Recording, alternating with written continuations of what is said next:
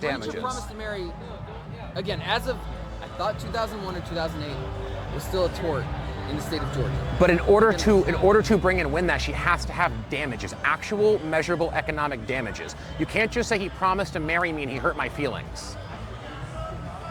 Like, I'd have to look up the other. there has to, well, that's what I'm saying, is like, okay, if not that, what would you be suing for? How, I mean, I agree. but how are you quantifying the damages? I understand what you're saying.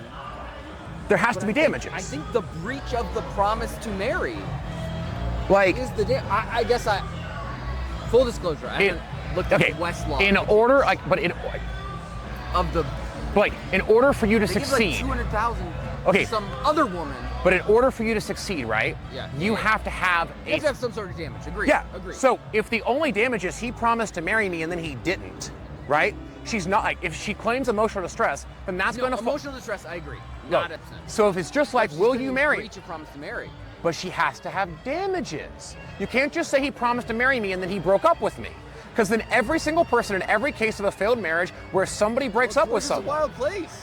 It's not. It's the South. It is not. It is not that wild, right? They are not like you can't get specific performance. They're not going to force you to marry them. I agree. Of course, they're not going to force you to marry them.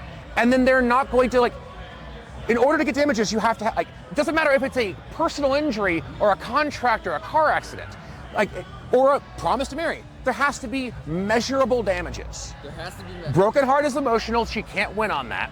I don't know the specific case you're speaking about, but black letter law in statute in Georgia, there isn't a statute that says it.